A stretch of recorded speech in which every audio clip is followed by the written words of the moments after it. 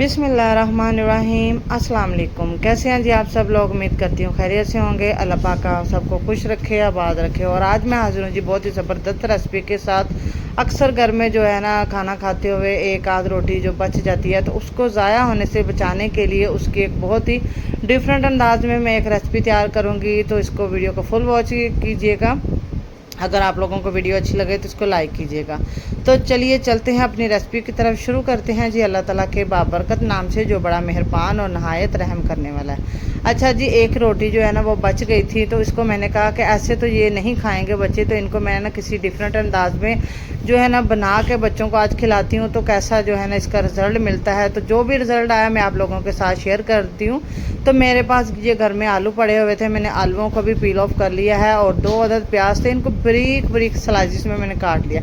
अच्छा जी, ये देखें जी जो मैंने आलूओं की कटिंग की है ये मैंने बिल्कुल जो ऐसे फिंगर फ्राइज़ होते हैं मैंने बिल्कुल उसी स्टाइल में कटिंग की है। लेकिन जो फ्राइज़ होते हैं ना वो थोड़े से मोटे होते हैं और उनकी कटिंग जो है ना वो थोड़ी सी मोटे अंदाज में की जाती है। लेकिन मैंने जो है ना इनको बिल्कुल बारीक बारीक कटिंग की है और साथ में सब्ज़ मिर्ची हैं। और अच्छा जी रोटी को इस तरह बिल्कुल जैसे मैंने आलूओं की कटिंग की है ना इसी तरह कटिंग कर लेना है।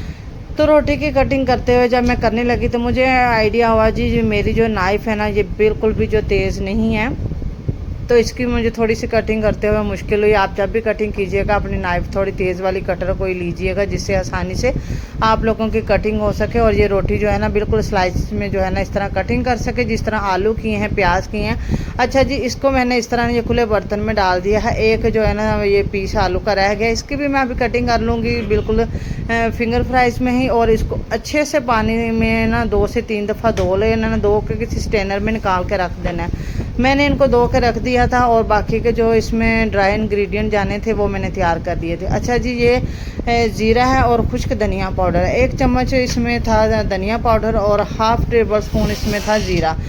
तो जो धनिया है ना इसको मैंने दरदरा सा पीसा है और जो ज़ीरा है ना उसको मैंने बिल्कुल फाइन सा बना लिया है पाउडर। और इसमें सब्ज़ धनिया 2 टेबल स्पून इसमें मैंने शामिल किया है। अब इसमें मैं शामिल करूँगी जी ये देखें मिर्ची हैं 1 टेबल स्पून इसमें मैंने रेड मिर्ची शामिल की हैं। और जी मैंने इसको कलर देने के लिए मैंने इसमें थोड़ी सी जो है ना वो शामिल किया है जी हल्दी और साथ ही मैंने नमक शामिल कर दिया। इसमें मैंने 1/4 टीस्पून मैंने इसमें नमक शामिल किया है और मैंने ये दादरी मिर्ची शामिल की हैं। बहुत इससे जो है ना अच्छा सा लुक आता है। अच्छा जी, मैं इसमें शामिल कर रही हूँ मैदा। मैदे को मैंने ना ड्राई रोस्ट कर लिया तवे पे। मैंने ना इसको 2 ज़्यादा नहीं मैंने किया, थोड़ा सा मैंने इसको मैदे को ड्राई रोस्ट किया है जिससे ना इसका टेस्ट बहुत ही ज़बरदस्त बहुत ही आला किस्म का बन के आता है। अगर आप इसमें मैदा नहीं शामिल करना चाहते बेसन शामिल कर लें, कॉर्नफ्लोर शामिल कर लें या इसमें आप चावल का आटा भी शामिल कर सकते हैं। तो मैंने जो है ना इसको मैदे को ड्राई रोस्ट करके शामिल किया है। अच्छा जी, थोड़ा पानी डाल के ना बिल्कुल थोड़ा पानी डाल के पहले हम लोगों ने इसको मिक्स कर लेना। आप लोग सोचते होंगे कि जो रोटी के स्लाइसेस मैंने कटिंग किए थे वो कहाँ रह गए।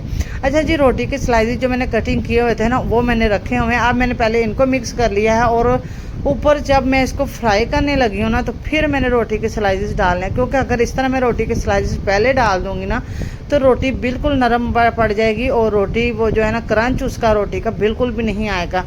तो इसलिए मैंने जब फ्राई करने लगी मैंने रोटी शामिल किया, उसको अच्छे से मिक्स किया और साथ ही मैंने कढ़ाई चूल्हे पर रख दी थी। ऑयल गर्म हो चुका था। ऑयल नॉर्मल सा गर्म किया है मैंने, ज़्यादा नहीं गर्म करेंगे ताकि ऊपर से जो पकौड़े हैं वो जल जाएंगे और अंदर से जो पकौड़े हैं ना वो कच्चे रहने का खदशा होता है। तो इसलिए जो नॉर्मल सा मैंने ऑयल गर्म किया है। अच्छा जी, जो पकौड़े हैं ना इस तरह जो हम लोगों ने ना डालते जाने, हाथ से डाल लें, चम्मच से डाल लें, जैसे आप लोगों को आसानी लगे इसी तरह आप लोग डाल लें। तो इसी तरह जी हमने रात की बची हुई रोटी से पकौड़े तैयार किए हैं। यकीन जाने कि आपको इतने मज़े के लगेंगे कि आप लोग ये ज़रूर एक दफ़ा सोचेंगे कि हम लोग इसको फ्रेश रोटी के साथ क्यों नहीं तैयार करें। तो फ्रेश रोटी के साथ भी आप इसको तैयार कर सकते हैं। फ्रेश रोटी बना के उसको जो है ना 1-1.5 घंटा या 2 घंटे के लिए आप खुली हवा में रख दी ताकि वो थोड़ा सा जो है ना वो क्या कहते हैं उसको अकड़ सी जाए ना तो फिर उसका मज़ा आएगा इस तरह पकौड़े बनाने में। अगर नरम रोटी होगी तो उसका बिल्कुल भी नहीं मज़ा आएगा। ऐसा है कि ये देखें जी अगर हम नरम रोटी डालेंगे तो वो उसके साथ ही बिल्कुल नरम होकर मिक्स हो जाएगी, उसका मज़ा और क्रंच नहीं आएगा। ये देख सकते हैं कि पकौड़ों की लुक कितनी कितनी ज़बरदस्त और मज़े की आई है। आप लोग भी इसको ऐसे ही ट्राई कीजिएगा और मुझे इसका फ़ीडबैक दीजिएगा कि आप लोगों को मेरी ये रेसिपी कैसी लगी है। अगर अच्छी लगे तो लाइक कीजिएगा, चैनल को सब्सक्राइब कीजिएगा। अब मैं आपको मिलूँगी न्यू वीडियो में। जज़ाकल्लाह।